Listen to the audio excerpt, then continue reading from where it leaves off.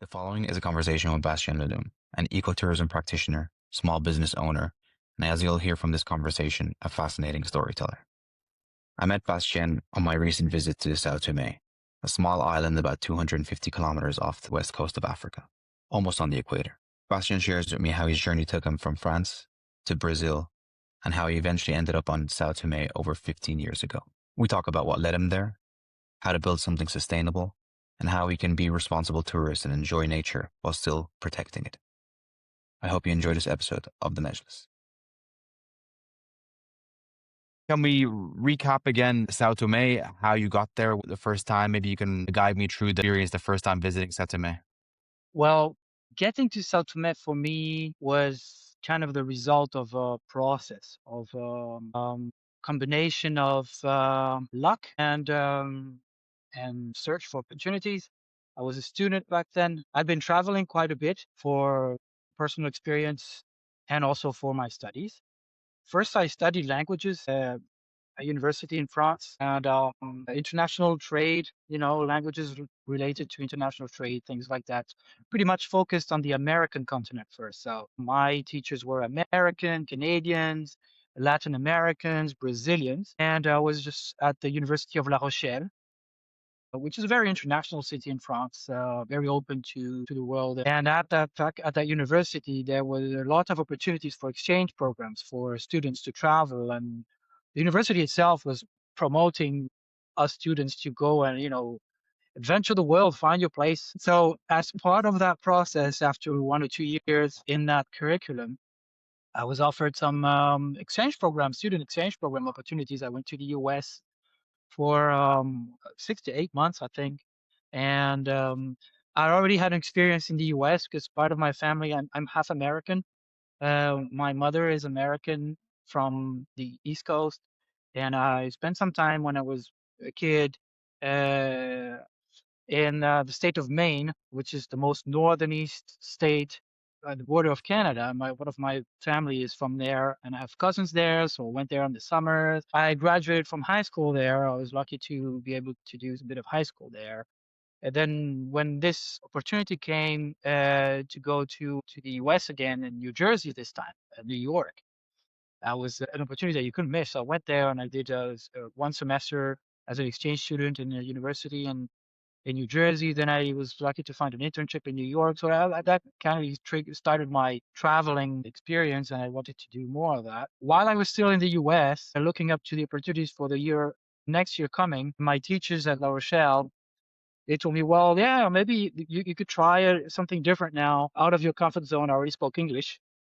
And they say there are some opportunities in Latin America that you can choose from. You can try to do some internships in Venezuela, where, they had already students in Buenos Aires and Brazil. And Where was this? Brazil So can, is that the context? that was in 2002. That was in 2002. 2002. That was like 25 years ago now, almost. And so they offered me this to do an internship in Brazil, and I was looking for something completely different from my experience in New York. So I said, okay, let's go. And I went to Brazil, and like many people who have experienced Brazil, that kind of changed my life, my vision of things. I was 23 years old, and I was sent to a place on the Bahia coastline that was a small fisherman village that was opening to tourism at the time. And the teachers, I don't know how they did it. They got me hooked up with an eco lodge there, like an eco resort in Bahia, in a very pristine environment, beautiful beaches and forests and rainforests and waterfalls and everything, and beautiful people. It was a surf town, people, there are surfers all over the place, and it was really beautiful. It was heaven on earth. But what really interested me, it was a linguistic internship that I was doing. I just went there. The objective was to learn Brazilian, learn Portuguese, and maybe find some interesting activities in the meantime. And I found this eco lodge, and the owners of that lodge were very environmentally minded people. They were at the cutting edge of what you would call now luxury ecotourism in Brazil. They had a farm, they had a fazenda, and they had this very luxurious hotel, but they were very much preoccupied by their impact on everything, on environment, on their social impact, their cultural impact. They were minded people, that sustainably minded people, you could call them. At the time in 2002 in Brazil, that was pretty uncommon. And And I discovered this concept of ecotourism at the time. And at the same time, learning this Portuguese and meeting some peoples, I met some NGO people were involved in NGO, protecting the environment, the rainforest, local culture, and things like that. And the interaction there was between this private operator and the NGOs, and I really got triggered by this to be really like, wow, that's really an interesting sector, and they really got me hooked. I stayed 6 months there. And then after that, I decided I wanted to know more about Brazil. So I took some bit of time off from university, traveled a bit, backpacking in Brazil.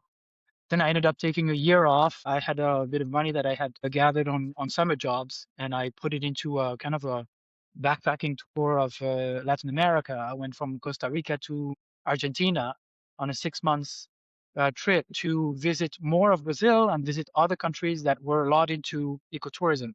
And Costa Rica was pretty interesting for me to visit because it was considered the mecca of ecotourism at the time. So I really want to know that. So I visited some national parks, eco lodges, and just digging into that rabbit hole that I had fell into.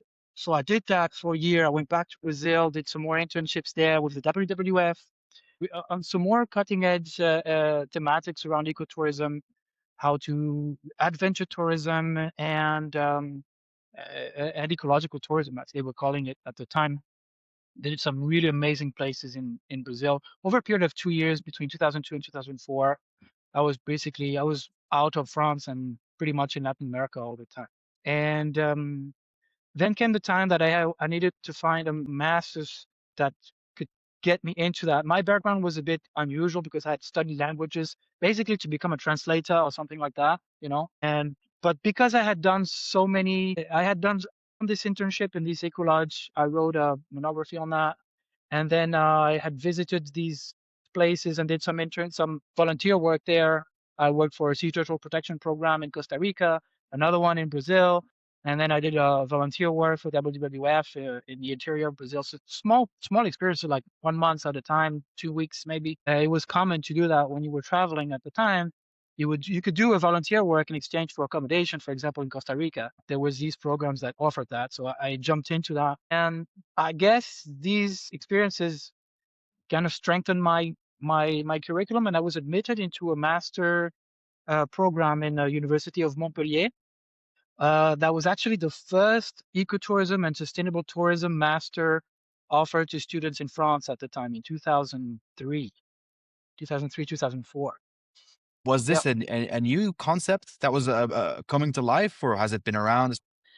In Costa Rica, it had been pretty much very active since the 90s. A lot of people from the US invested in Costa Rica at the time uh, and tried to develop this new concept, new vision of tourism. In Brazil, it was also quite advanced because tourism has an amazing variety of ecosystems and biodiversity, and Brazil has a very active internal tourism. Brazilians travel a lot within the country.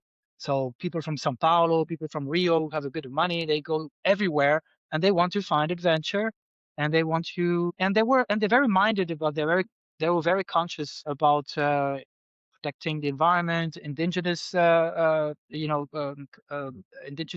destinations also were very well looked into. I think they were very more conscious about this. In France, it was not so much because France is a very heavily developed country for tourism. It's one of the first destinations in the world still today for tourism, but it's a different type of tourism. It's more like historical tourism, rural tourism, a bit like you would find in Switzerland, I would guess. But ecotourism, so the type tourism that is developed in national parks, tourism that is developed in protected area that contribute to conservation efforts, that was not so much developed, and people who would implement projects like that in France at the time had done so by just gaining experience from the field. But there were no training programs for that. There were already training programs for ecotourism technicians in Brazil at the time. I actually even tried to enter a master in a Brazilian university at the time. I tried that, but I was accepted in France before I got the answer from Brazil. But anyway, so that was the first ecotourism, and to tell you the truth, This ecotourism master's degree in France was created in Montpellier, not because they wanted to train people to develop tourism in protected areas. Their objective was to train technicians to kind of counter the hyper development of mass tourism in the southeast of France, on the Côte d'Azur. The local governments there in France, in Montpellier, in La Grande Motte, all these big mass tourism resorts now, they were finding that they had reached a point of, their development curve was kind of reaching a plateau, and they had destroyed their environment, by building huge 5-story buildings on the coast and casinos and marinas and everything. And they were paying the price because they had problems with access to water. They had destroyed natural habitats that were difficult to recuperate. And these destinations needed people to help them go back a little bit to the roots and try to develop new types of tourism that were more nature oriented and advise them more to do that. So in the 20 students that were with me in that first ecotourism masters, I would say that half of them had the ambition to stay in France and work in regional parks or in national parks or in destinations that were willing to employ them to kind of reorient their tourism strategy. But then another half wanted to go outside and develop ecotourism in other countries. That was my goal. Yeah, I had no ambition at all to stay in France and work there. And why do you think in Brazil and Costa Rica it was more? It goes back to the 90s, and so was it more of a grassroots movement there, where people kind of appreciated the environment they Yeah, had and the importance of it? I think that in Costa Rica and in Brazil and maybe other countries in Latin America, I went to Venezuela. I found also this nature is so much in your face. You're so much involved by it. It's kind of your raw material for tourism. Anyway, in Europe, the raw material for tourism is the historical patrimony that we built for over thousands of years. But in Brazil and Costa Rica, when you arrive there, what's really in your face and that really attracts your eye and attracts the attention of tourists is nature and the beautiful biodiversity, the beautiful ecosystems. So naturally, the developers, they go towards that because that's what tourists want to experience. The contact with the rainforest, uh, the um, the deserts in the center of Brazil, the Amazon. These are really, really appealing attractions that need to be developed into tourism in a certain way. And it's a place where you can do hiking, you can do trekking, you can do adventure sports, rafting and canyoning and all these things that are forms of adventure tourism. If they contribute to the preservation of these ecosystems, then they become ecotourism. There's a difference between nature tourism, Yeah.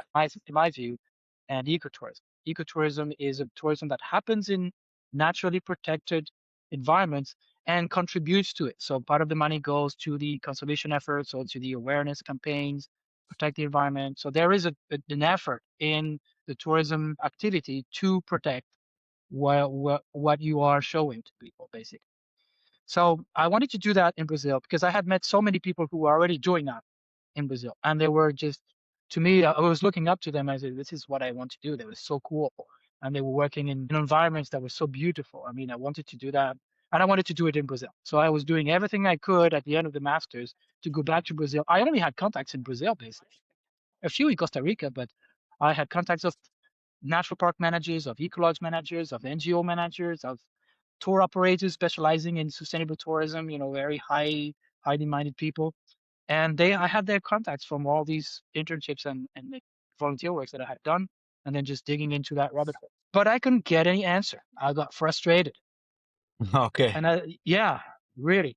I mean, I thought I had all the contacts I needed. I sent hundreds of letters, motivation. I needed a 4 to 6 months internship at the end of the degree to write something about and just get my degree and then continue on. But I couldn't find anything. And then one of my teachers in Montpellier, whom I really liked during the curriculum, he was giving a course on natural parks, how they work, how is a natural park and a protected area designed and operated, and how does tourism fits into that. And he was a forest engineer. He was attached to agronomy center in Montpellier. And he had worked many years in Central Africa. So in Gabon, Cameroon, Congo, these countries, where the second lung of our planet lies. We talk about the Central African forests that way, pretty much so.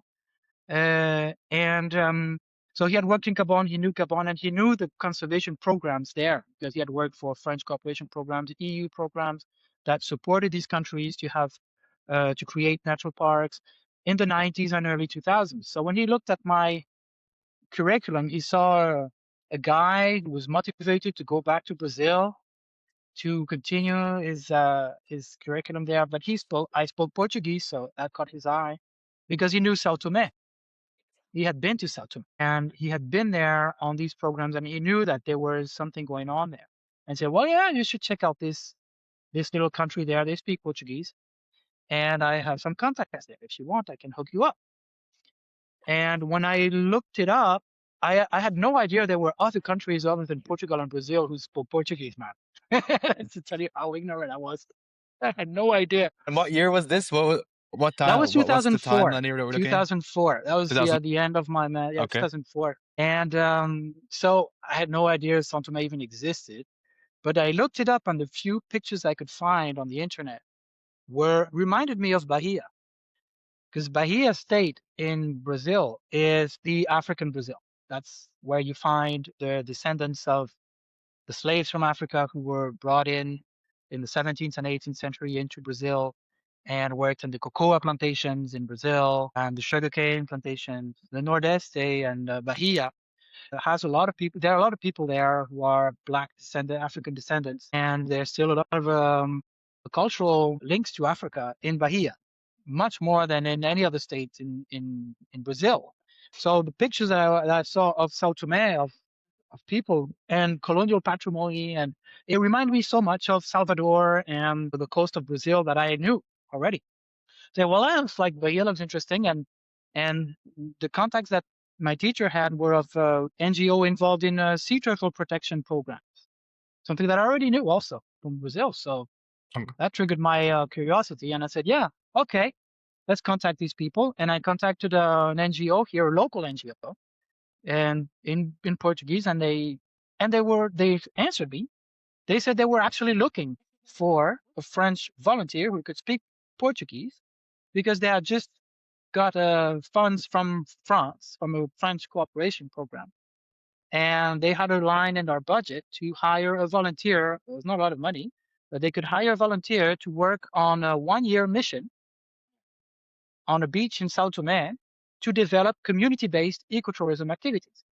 So that was the kind of offer. It was made for you. That was it was made for me, and it's the kind of offer that you can't refuse. And I say, yeah, well, the thing is that it was a 1-year mission. That was a bit of a trick of something tricky to deal with because I needed something that could count as an academic internship, that I could negotiate. So I had to negotiate a contract between my university, this NGO, another organization that was that was kind of managing the volunteers. And after a couple of months of negotiation, it just happened and said, okay, yeah, you sign here, and then off you go. And then I entered another world, the world of cooperation and volunteer works in development context, because that's something that I had no idea existed also, that you could, once you finish your degree in any country, I mean, you can do volunteer work anywhere in the world. Mm-hmm. The USA, they have the Peace Corps. Maybe you heard of the Peace Corps? Yeah. The Peace Corps is an NGO. I don't know if it's state-run or something, but since the 60s and 70s. There's also a German version too. I think one of the ladies that was staying at the lodge we met worked for them too, actually. Right. So there are several of these opportunities. And in France, there is an NGO that exists since the 60s, that doesn't exist anymore, but it was created in the 60s by de Gaulle to kind of do the same thing as the Peace Corps, because it's the French equivalent of the Peace Corps. It was called the Progress Volunteer, Les Volontaires du Progrès.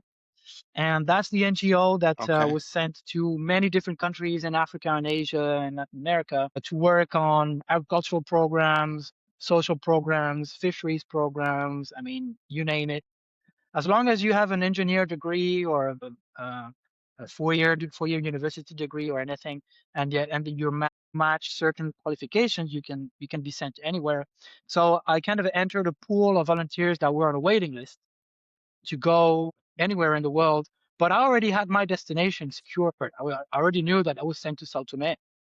But I went to a training prior to, before you travel, they send you to a 1 week kind of a debrief program, and you meet other volunteers, you meet the managers, you meet the people, and they tell you about how it is to go and live in Africa and in remote places and what to expect from that experience and how you can make the best of it. And so I was there and I met many other volunteers who were in the pool, but they were waiting for their mission to be identified. Some were, water engineers, some were electrical engineers, some were just social workers, people like that with that background. I had a background in ecotourism. It was kind of unusual, but I had this mission that just fit right in. So I was sent to Sao Tome. I arrived here in, I think it was in September or October of 2004. And I jumped right in, and project was already on its way. And my first mission here was to develop community-based ecotourism activities, try build an eco lodge on the beach that was already being monitored for sea turtles by biologists, and try to make the link between tourism activities and this conservation program. At the time, Sao Tome had almost no tourism. So it was just the beginning of tourism. There were only 10,000 tourists per year who would visit the island. That was nothing. But still, it was the beginning, and I guess conservation actors were worried that things could go south really quickly, and I agreed with them because I had seen places in Brazil, in my experience, where imagine a fisherman village, really beautiful, very pristine, still in its juice, beautiful beaches, beautiful people, no hotels. You can go and live at someone's house and they offer you food and you just give them a little bit.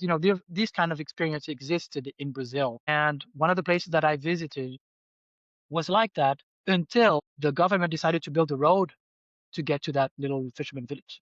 So that before the road, it would take 4 hours on a really bad dirt road to get there. It was an adventure just to get there.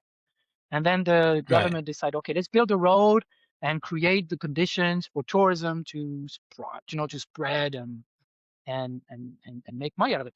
And the effect of that was that the little fisherman village became a hotspot for tourism, and then people started buying land from the locals for very cheap, and then bring in huge development projects on the beaches. And within 3 years, the place was ruined, completely Oh ruined no. in Brazil. It means if you look into very destinations that were like that were just very isolated places for a long time, and they became very genuine, very authentic, and then they're discovered. And when they discovered, then the big operators come in, the big investors, and they buy the most beautiful beaches. They block access to the beaches. They buy land, they grab land, and then they kick everybody away. And you have favelas spreading, and then comes in the drugs, comes in the prostitution, comes in the violence, and in a matter of a few years, it becomes completely unlivable, or a bad image of itself.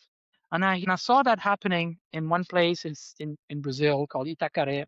And I knew that to prevent that, you need to start with good basis from the start. People in São Tomé were thinking that they said São Tomé has a unique biodiversity. It's the Galapagos of Africa. It's something unique. I mean, you've been there, you see it's something to see, and it's very important place for to study evolution, and it's a very unique place in terms of biodiversity. And the national park was about to be established in 2004 when I arrived. It was in the talks and everybody was talking about it, and the management plans were already being developed. And there were biologists from all nationalities going to Sao Tome and studying this unique place that was completely unknown to everybody. And then they were already, whoa, look at this. This is really beautiful. What if tourism comes in and then, big resorts come in and start destroying all that? And there's no foundations to protect it. So that also kind of attracted me. I wanted to make sure that if ever tourism kicks off in Sao Tome or in a place like Sao Tome, particularly the communities, are prepared for it. That they know how they, maybe they can find out a way to protect their way of life, make it better. Because São Tomé is a poor country, so you have to tourism can improve your way of your incomes and your way of life. But at the same time, you have to protect what makes tourism attractive.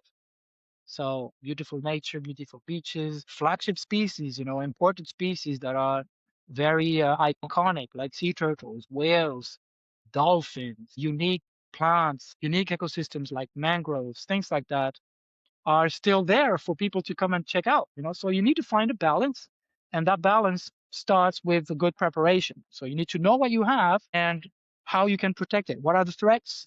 How you can mitigate them and allow for a certain amount of tourism, very well defined, to spread on that and to use that and not destroy it, because tourism has this capacity to value assets, but at the same time destroy it, because every place, every tourism attraction, any destination has a carrying capacity. So that's the maximum amount of tourism that you can receive, under which the quality of the environment is still preserved. There is a tipping point.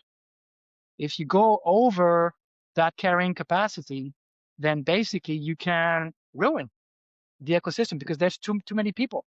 And sea turtles is a good example. How many people do you think can observe the nesting of a sea turtle at a time without interfering with the nesting process itself? How many That's a tourists question does it take? I also had. Yeah, I was wondering about that during our visit too. Is that, I mean, look, it's a turtle giving birth, right? And you have people coming over with lights and so on. How many people can you allow onto that beach at a specific night without creating an artificial environment that's like not gonna, the turtles won't yeah, come back anymore, right? exactly. Can you tell me the answer to that? Yeah. Well, it depends on the context. In Praia Jalé, the beach that you went to, according to the local NGO who's in charge of the sea turtle protection program there, I worked for that program several years. I was actually the coordinator for a few years. It's around 15 people, but it depends what they do. It could be more, but it depends on how close you want them to be. If you want to allow people close to the turtle, then one is too much. But if you don't allow people to get closer than 50 meters, then that's okay. The turtle is safe. So you need to find a balance. And then if you take that example and then you just say, you go towards other thematics, how many people can you take into a mangrove tour without affecting the mangrove itself, the balance of this really fragile ecosystem? How many hotels can you build along the coast? How many light bulbs can they use that will not interfere with the hatchlings of the turtles? These kind of things. And how many jobs can you create off of that? So it's a very, very interesting problematic, and that was really what I wanted to be doing for the rest of my life. And my idea when I arrived to São Tomé was to train myself for a year in São Tomé and then go back to Brazil and continue where I'd started. But eventually, the 1 year mission turned into a 2 year mission, and then they liked my job, and then the national park was created in 2006, right at the end of my mission. So and then they said, okay, the national park was created. Now we would like you to go into the national park and train local guides to open trails. There is a botanical garden there. I don't know if you visited it. There's a botanical garden in the mountains in São Tomé that was a research station for botanists in the 90s and early 2000s. And they wanted to turn that in some sort of tourism, also museum, eco-museum, they would call it. And so they sent me there. Stayed there for 3 years. It was amazing, going into the forest and working with the local guides. And then one thing led to another, and there was always something to do. And I just got lucky, I guess. I didn't visit that botanic garden. I did visit the one on the island, the Roaz Island. And that tour was probably one of the best tours I've ever done. It was just the knowledge the local guide had about these plants, we use it for this plant's used for Yep. medicine or mosquito repellent. Really fascinating. Like, yeah. But yeah, sorry, please continue. So 2006, you start. Yeah. I signed up for another volunteer mission to work at the botanical garden in São Tomé and the national park to develop local trails, hiking experiences, basically in the national park. And there, basically, I got a lot more into what conservation is, what it entails to be a conservationist, to preserve these ecosystems. Because we're talking about a national park in São Tomé that is 1/3 of the island. It's a huge area. There's no one living there. So that's one thing, but good thing that we have. There's no pressure inside the park. There's some pressure in the limits, but inside the park, basically, it's primary forest, and there are some logging and hunting, but it's the kind of place where you find the endemic species, the really unique and rare birds, the rare orchids, the rare begonias, the rare trees, and it's an excellent trekking area, also hiking area. So there was a lot to do, and the national park in its management plan really counted on ecotourism to sustain itself because, protecting these ecosystems and raising awareness, continue to do research costs money. And conservation is an expensive activity. So up until now, it had been funded by mostly European Union programs. In the 90s and early 2000s, the European Union funded, I mean, they poured in millions and millions of euros in Central Africa to do research on the Central African biodiversity, and particularly Sao Tome and Principe. The Americans also invested a lot into research. I remember the California Academy of Science sending in dozens of scientists of all different specialties. You had mycologists, herpetologists, botanists. You had people specializing in amphibians, people specializing all sorts of things, like even species that really not really interesting, but to them, Sao Tome was like the best place in the world to go because you in 3 weeks' time you could sample species that you could give your name to. They were Okay. so So it's like that excited early to come. discovery. Yeah, they all felt like Darwin and his trip, because they were like the first specialists to reach that place, and they were so enthusiastic, and they were telling me, "That's just this place is unique." Let me give you an example. There was this guy who was a mycologist who studied mushrooms, and he had been all around the world. And when he came to Sao Tome, first day, he had a list of species that were known to Sao Tome. There were 5 species known to Sao Tome in his catalogs, that he had gathered from expeditions in the 19th century. People had identified 5 species of mushrooms only to Sao Tome, and he was the first mycologist to come to Sao Tome in more than 100 years. So he was so excited. He was going into the field with local guides. I was coordinating the guides, so I was in touch with them for the logistics. And then so we talked. I was the only one speaking English at the time there, and so we had long discussions. And when he ended up after 3 weeks, he went back to California with a suitcase with 80 samples of species that were not known to Sao Tome, and probably some were known to science altogether. Wow. The From guy was five like, to "This is, 80. yeah, it was amazing." And he was saying, "We have more than 20 years worth of PhD work right in that suitcase. People are going to be studying that suitcase for the next 20 years. It's going to be crazy. Taxonomy, mycology, and evolution." And it was Christmas for him. It was like amazing. And it was the same for all the others. I mean, botanists were also discovering things, amphibians, reptiles, anything you name it. And they were explaining Sao Tome is a very old volcanic island, oceanic island. And it's one of the oldest on the globe. So it's a place on Earth where evolution had longer than anywhere else to express itself, to tweak and species had to adapt their genomes to survive. And Sao Tome was this place where this has taken one of the longest time on the planet, even more than on the Galapagos. We talk about the Galapagos as the place where Darwin studied the species and came up with his theory of evolution. But to be honest, if Darwin had stopped over in Sao Tome on his trip to the Galapagos, he would have saved a lot of time. He wouldn't have had to go Yeah. all the way around. Closer trip. Closer trip, yeah. Because he would have reached the same conclusion that evolution works that way. And so the guys were so fun to work with, and they needed someone to translate this knowledge into something that people the common random people could understand. So you need to translate that knowledge into something that can raise awareness and make money out of tourism. So ecotourism does that. When you're an ecotourism technician like myself, what I was trained to do was to take that raw knowledge from scientific articles, from reports, from anything, and turn that into an interesting thing to show to tourists. So, of course, you have flagship species. You have species that people want to see because they're so appealing. The sea turtles, gorillas, elephants, all the big five. In South Tomé, we don't have any of those, but we have very unique orchids, that can only be found in this little place in the top of the mountains. And we have these amphibians that had to travel across 300 kilometers of salty water to reach this place. How did they do it? You know, Amphibians don't tolerate salty water. How did they get here? And we have like tens of species of frogs, and how did they get here?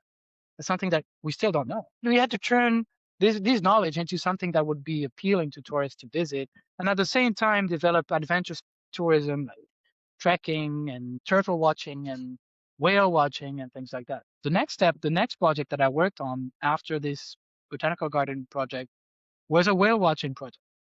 Same thing. We had very few knowledge on cetaceans, whales and dolphins in Sao Tome. This local NGO that I was working for, they managed to get some more funding to develop that activity, to do more research on cetaceans, and at the same time develop whale watching activities. So the idea was to take tourists on boats to see the whales, to see the dolphins, at the same time take notes, take photos, GPS data, and then send that over to a research center that would process all this data and come up with a conclusion and information about the whales and dolphins that were known to the island. And over a 2-year period, same thing. We went from 6 known species to 10 known species. So for cetaceans, it wasn't as big a deal as for mycologists, but still, Still, yes, yeah.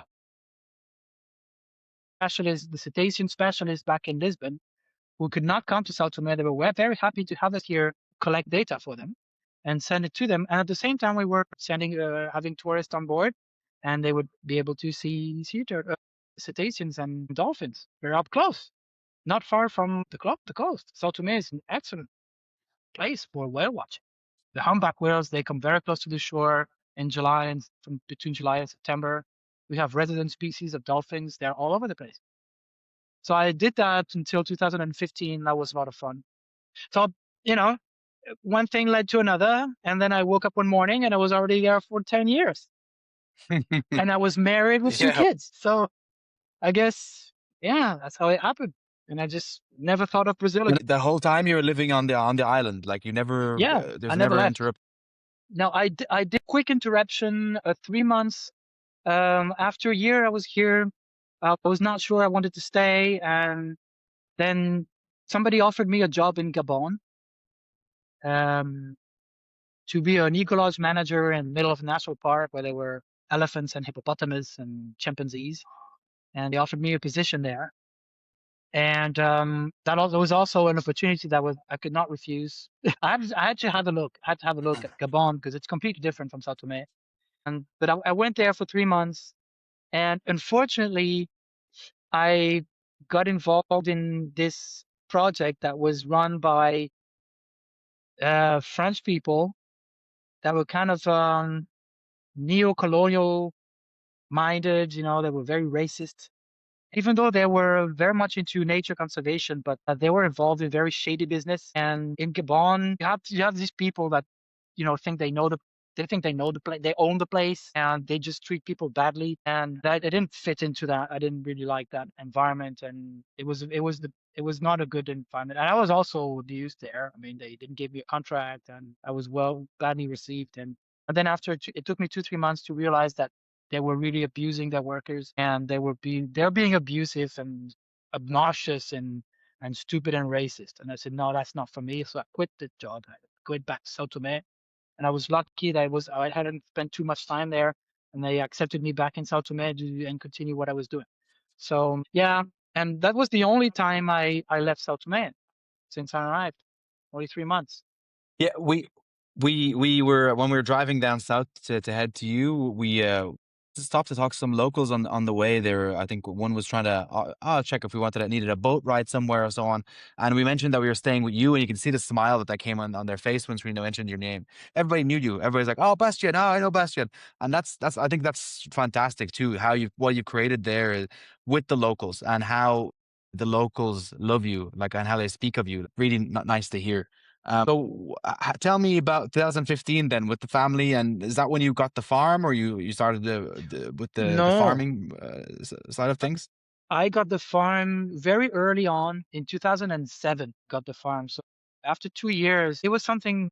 Let me tell you about this because it was something a bit crazy also that I did. I was there as a volunteer. I was receiving a compensation for my work, probably like 500 euros. I was living with other volunteers in a house that was rented by the project, but I didn't have money. And I was basically what happened is that near that place where I was working, Praia Jalé, there was this other beach called Praia Vanha that was inaccessible because there was no road that would lead to there, and it was in the middle of the forest, and there was nothing there. What you've seen is not what I saw when I arrived.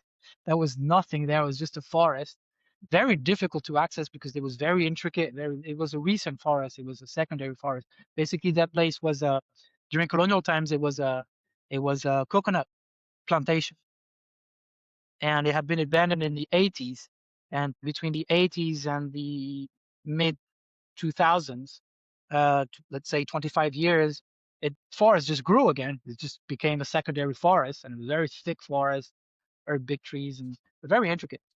And but the first contact that I had with this beach was that I wanted to open a trail for people who were staying at Praia Jalé to hike and know that beach and get to that other beach.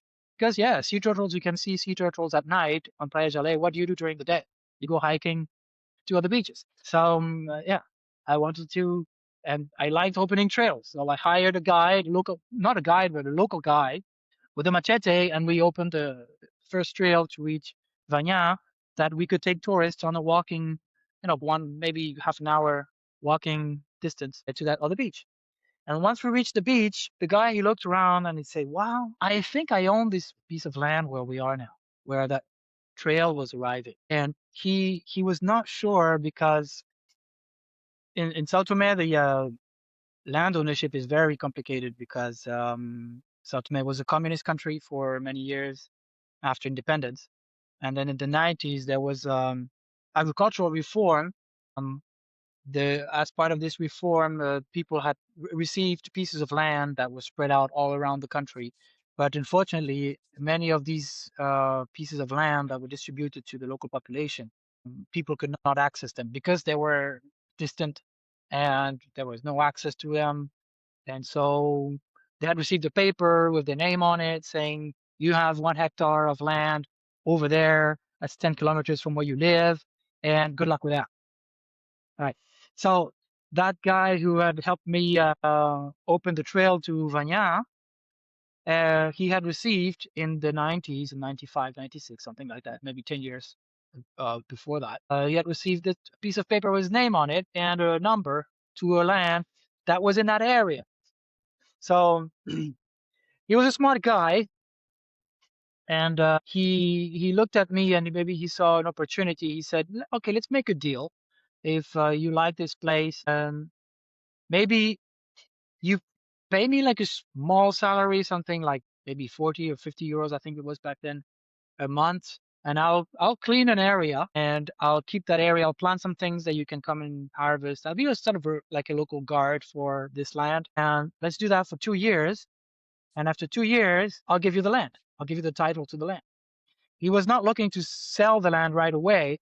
He was looking for a job, somebody to just give him a monthly income that he could rely on for a couple of years. And then he wanted to do something else. So I said, "Yeah, let's do that for 2 years and then you can have the land." And it sounded crazy, but it didn't sound to me like something that would affect me, financially. It was a bit of money, but you cut on your cigarettes and your beers a little bit every month, your cigarette budget, and you can maybe do it. And it was fun. And the guy he was a character. He was like a poet. He would read books and things like that in the middle of the forest. He was a palm wine tapper. He was a character, and he was a lot of fun to be with. So I said, yeah, let's do that. So that was even before I had the opportunity to go to Gabon. I went to Gabon and came back, and he was still there. And I kept paying him 50 euros every month. I would go there at the time, maybe once every 2 months or something, just to check out on him and go to the beach with my motorcycle, something like that. And after 2 years, he said, Bastien, we came to the end of our agreement, and I'm a person of my word is sacred, so let's go to the Ministry of Agriculture and make that happen. And we went and he officialized the trespassing of the transition of the ownership. It wasn't ownership because it's a concession, but he transferred the concession to my name, and that's how I got the first piece of land that I have now. Later on, I bought two other pieces of land to other neighbors, and now we have 4 hectares, close to 4 hectares, and that was basically how it started. But I didn't really know what to do with this because I'm not an agronomist. I have no idea how to plant things. It's not my thing. But then I met my wife in 2009, 8 or 9. We got married in 2010, yeah. So I think we got together in 2008. And she's São Toméan, and she knows the value of land because she's from a rural area, and her family is very lot into farming and things like that. And when we got married, I told her that I have this piece of land in the south, and she she was interested, but it was very far away, so she didn't give much value to it. But later on, we started a business together of processing local products. So we started making jams. She's a lot into that. She likes to make jams and dried fruits. And we started making infusions, the local traditional leaves, and then peppers and gingers and curcuma and cinnamon. And São Tomé has a lot of these spices that were introduced all through its history. And they were not being used or processed in any way at the time in São Tomé. Nobody was processing them to sell them to tourists or to other people visiting the island. So there was a market, there was an opportunity. So she wanted to do that. So we started. We started this together. First in our kitchen, just making jams in the kitchen and selling it to the neighbors. But then it picked up and it became an important activity to a point where she quit her job and she started doing that full time in 2012. And at the same time, we bought a house in the capital, a ruin in the capital that we turned into our house, and we set up there an annex, like to be her workshop, where she could continue making jams and dried fruits and things like that. And the business just picked up in 2012, and she started hiring people, and it became a little activity that was full time for her. I continued working on conservation and ecotourism project, and she was doing that. But after some time, I think around 2012, yeah, she said, that piece of land you have in the south, it would be nice if we could plant some spices there. Because in São Tomé, there are lots of spices, but people don't cultivate spices. They don't grow spices. They have spices in their garden. Everybody has a plant of lemongrass in their backyard, or a cinnamon tree in their backyard that they would harvest, from time to time to use. But it was not enough for if you want to process it. If you want to process and make teas from lemongrass, you need a lot of lemongrass, and you need to dry them. And we could not find anybody in São Tomé, or very difficult, with a lot of difficulties, suppliers for some of the spices that we wanted to work on. So I said, yeah, we have this land there in the south. Let's start planting things there, like for no reason, just as an experiment.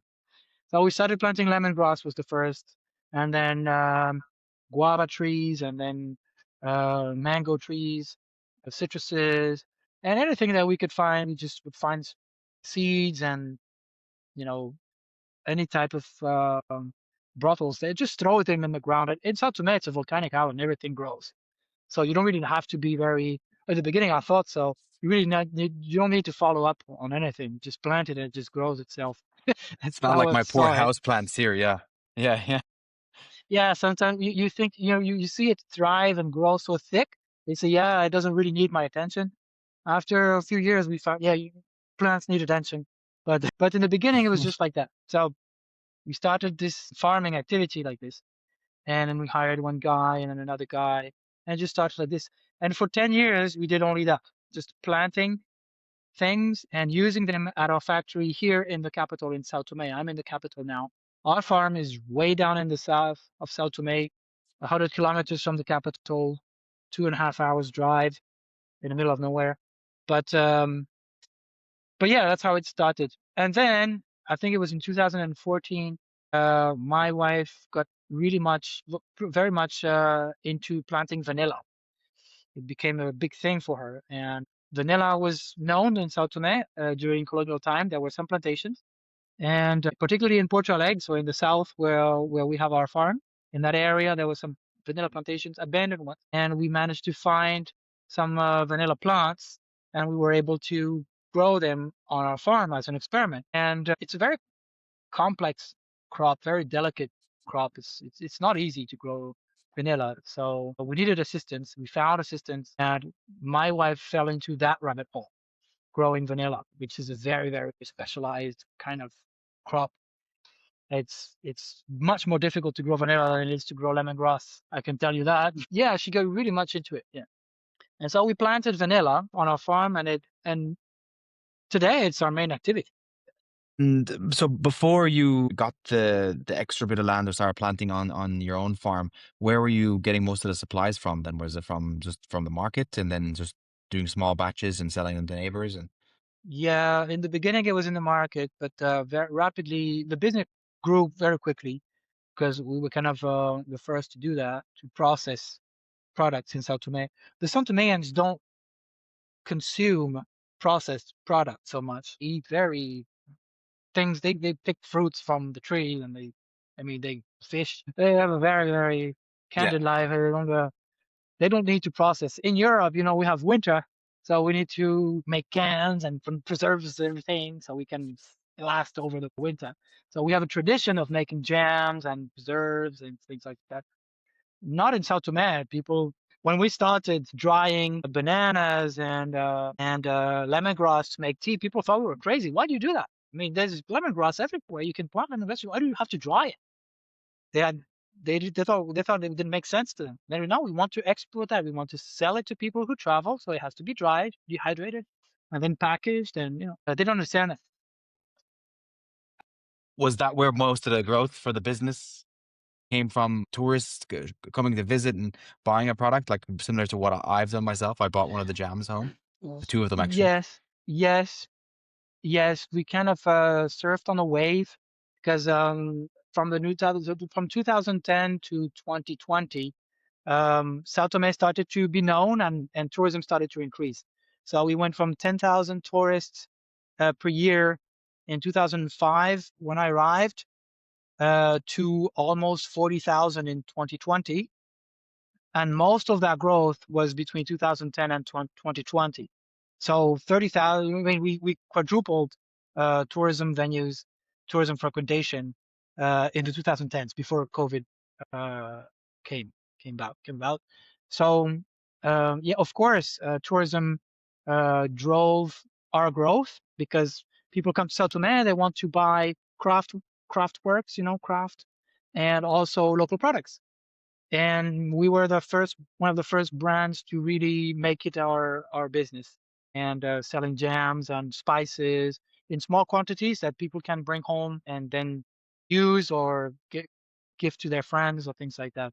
And we also selling to the expatriates. There's a community of expatriate people from Europe expatriated here in Sao Tome, French people, Portuguese, of course, Spanish, Italians, and they also travel a lot. Families come to visit and they want to get local products. So there was a market for that. And that was not tapped into when we started. Nobody was doing that because the São Tomé had no clue that people were looking for this. But yeah, so that kept us going. And in the beginning, to answer your question, we were buying from producers as much as we could find around the capital in the north, so closer to our workshop. But very quickly, we understood that the piece of land that I had acquired in the south, and we had for ourselves in the south, these 4 hectares, we could make use of it by planting spices that were more difficult to find in these supply chains. And also, we had the idea to sell organic products And for organic, you need to control the value chain of all your suppliers. Everybody has to be organic if you want to process organic product. So it was important for us to also control the supply chain at that point, particularly for vanilla, and that's how it got us into that. So yeah, we started farming, and vanilla picked up very well, even though it's a difficult it was a difficult learning curve for us. But because we had other products on the side, then we were able to take the time to get accustomed to vanilla and learn how it works. And eventually, I think in 2017 or 18, we started exporting our first vanilla batches. Wow, nice. What Yeah. is briefly, what are some of the challenges with vanilla? Like specifically, is it the watering, the weather, the Now the challenges, well, it's a very delicate um, plant for one thing. It's an orchid. It's very sensitive to weather conditions, to climate change. As São Tomé is very much affected by climate change. From one year to another, the dry season is either long or short, and that affects the flowering and therefore the production. So there are years where we have almost no production, and years where we have a lot of production.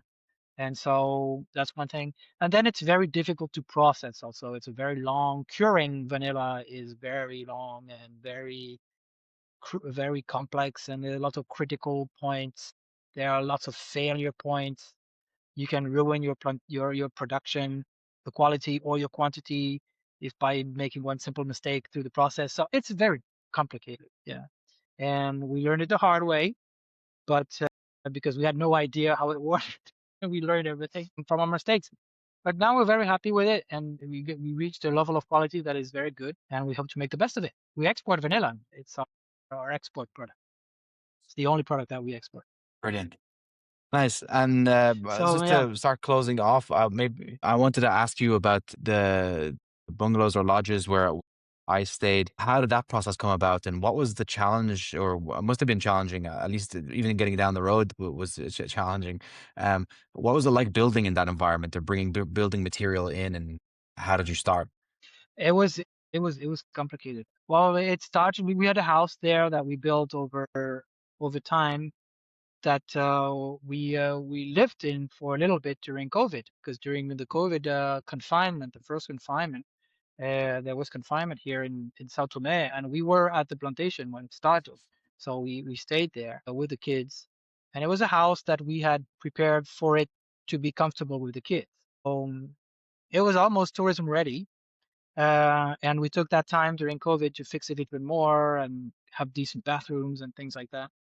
And when the COVID crisis ended at the end of 2020, something like that, in the beginning of 2021, I thought to put it on Airbnb, and that's how it started. So it was a house that we just put on Airbnb, and people enjoyed it very much. And then we were able to find some extra fundings to make another bungalow, and then another bungalow, and then another bungalow, and just it just continued like that. And we were, yeah, we were lucky to find um, funding opportunities, because it's difficult in South Tomé, but we because I had an experience in fundraising for conservation, I was able to raise funds to develop that project, and it was a good thing to do at the time, because I was starting to be tired a little bit of conservation projects and ecotourism projects. I wanted to do something of my own. By that time I had worked 15 years for conservation projects, and I kind of reached the limit of what I thought I could do. Yeah, at the end of my career in ecotourism and conservation projects, I was managing very big projects in São Tomé, not necessarily related to ecotourism, but more natural resources management, protected area, marine protected area. That shifted a little bit in my career, but I kind of reached a point where I was not getting any pleasure with it. I was working in an office, coordinating teams of people, and just, yeah, working Excel sheets all day long, and then shaking hands with ministers and ambassadors and things like that. It was not my gig. And I think when COVID hit, it was the time in my life where I needed that change. So I quit my job right after COVID. I quit my job. I was making good money. I was a coordinator, but I quit my job and I decided to try to live the life of a private operator, of an entrepreneur. My wife was already in that activity. She had been in that for 10 years, and she was all for it because she said, "Yeah, I need your help. It's things are getting better now, and I need your help. The farm needs your help." And then I said, "Okay, I'll do that. I'll quit my job, but we need to find some good source of income or something to keep ourselves here. So tourism is something that I know. So let's start tourism." So we started tourism, and also at the same time I started the distillery because that was also something that I always longed for. And I was a home distiller, you could call it. I was distilling as a hobby, is my thing. I like to do that on the weekends. And at the time, I managed to get myself a very big alembic that you saw, and that I was able to upscale my productions. And I started a range of spirits that I'm very happy with. And because I like geeking out stuff, it kept me very busy at the farm at the same time developing tourism and the distillation. And it was all very compatible and very interconnected. People liked to see me work at the distillery and at the same time go to the beach and then visit the vanilla plantation. And yeah, it became a very well integrated project. But like I say to everybody who come to visit us, we didn't plan for any of this. It just happened, you know. We got lucky, and we was just maybe smart enough at some point to grab opportunities when they arrive and just don't let things pass by. And that's how things happen. Luck happens to people who smile to it, you know? Yes, and I also heard the saying that luck is opportunity meets preparation. And I feel like you've definitely put in the preparation from all your work. Yeah. So yeah, that's pretty much how it happened, and now it's going good. We have 5 bungalows now. We have a 4 hectare organic farm, growing and exporting vanilla and many spices, and there's a distillery there. It's a lot of fun. Yeah, it's a lot of fun. And give or take, I've been here for 21 years now, So and I nice. have the São Tomé nationality, which also I'm very proud of. Yeah. Yeah, it's my home. How long did that take to get what's it like to get a nationality there? Is it a long process? Not so long after I got married. Okay, okay, right. I got married in 2010, and yeah, I got it in 2016. So just to close off, maybe a question to okay, we talked the theme was ecotourism a lot, and I wanted to say, okay, you often think about the role that the locals have in ecotourism, the roles that governments have. What role do you think, or what would you tell tourists that are visiting a place like Sao Tome? How can they contribute to ecotourism, or how can they leave a positive impact on the places that they visit? That's a very good question. To be a true ecotourist, you need to prepare your travel and be in a certain frame of mind when you arrive in any destination, but in Sao Tome in particular. Because, like I said, to me, true ecotourism is a form of tourism that contributes, actively contributes to the preservation of the ecosystems that are being visited. So, that being said, I would say that the first thing to do would be to look for conservation projects that are underway in the area that you visit. So, if you come to Sao Tome and you want to do ecotourism, try to learn and find out about the conservation efforts that are being put into Sao Tome. So, there are NGOs working, for example, on sea turtles. There are NGOs working on climate change, adaptation to climate change. There are people working on marine ecosystems, trying to create protected areas. There are people who are working with fisheries, people who are working with forests, how to protect forests. There's a lot of research going on in Sao Tome still on our biodiversity, which is, like I said, it's very unique. And there are many people around the world who come to São Tomé every so often to study this biodiversity and try to find out about its unicity and its intricate way of being. So, if when you are a tourist, there are ways for you to contribute to that effort because some of the NGOs and programs they allow for you to participate and you can join in and maybe do a volunteer work or just participate in an activity that they offer. It could be the sea turtle nesting observation activity that you've conducted. Part of the money that you paid is funding eco guards, is funding the travel expenses of biologists who come to Sao Tome to do research and contribute to that knowledge. So that is one thing to do. And there are lots of things I cannot cover. It would take too Of much course, of our time to of cover course. everything that is being done in São Tomé to preserve this environment. But there are lots of people working on that, and tourists are welcome to contribute, participate.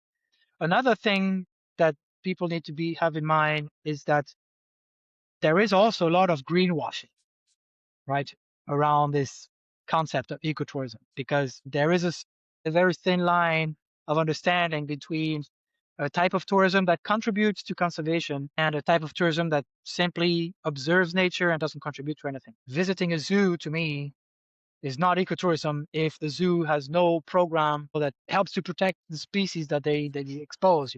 Going to see whales on a boat and not taking GPS data of where you saw the animal, if you don't take pictures of its tail, so that you can send it into a database so that biologists can study it and maybe make a connection with that other whale that they photographed in South Africa, so that they can determine that that whale traveled from South Africa to Sao Tome. That would be really cool to know. That's a new thing to science, to understand how these animals behave. But if you just go on a boat and go and have a swim with a whale, you're not doing ecotourism, right? You're just you're just telling yourself you're doing ecotourism, but you're not. You're exploiting nature, and you actually risk to have an impact, a negative impact on that particular species, because can you can separate her from her calf. You can interfere with her behavior when she's trying to breed, all those things. So try to participate in conservation efforts, but also try to avoid causing impacts. That's also a way to be an ecotourist. And maybe just be open-minded, because nobody's perfect. There's no perfect way to do it. You may make mistakes, and also there might not exist any ways for you to contribute to conservation efforts. Yes, but that's what I would say to people who come to Sao Tome. Try to have an open mind, because it's a very new destination to tourism. Tourism is not very well developed here, so the Sao Tomeans are still learning how to welcome people, how to address the needs of a foreigner who comes with expectations and might not find these expectations met at any point during the travel. It's a very raw place. People are still very authentic. They don't they don't shy around, and like maybe when you go to places where there's already a lot of tourists, that the locals there, they have just showing off. Sometimes they kind of display things that they think you want to see, and a bit of folklore here and there. And yeah, sometimes you see through it, but sometimes you don't. And depends on how savvy you are and how experienced you are traveling around. Sometimes you see it, sometimes you don't. But if you see it, then you're not fooled. In Sao Tome, you don't see any of that, because the Sao Tomeans are very new to this. They don't know how to deal with tourism, and they're unprepared. And then the country is very poor still, so there's no infrastructure, there's no training programs, and people don't hardly speak any other languages. It's one of these places on earth where globalization has not reached so much and has not caused so many impacts that we can see in other places.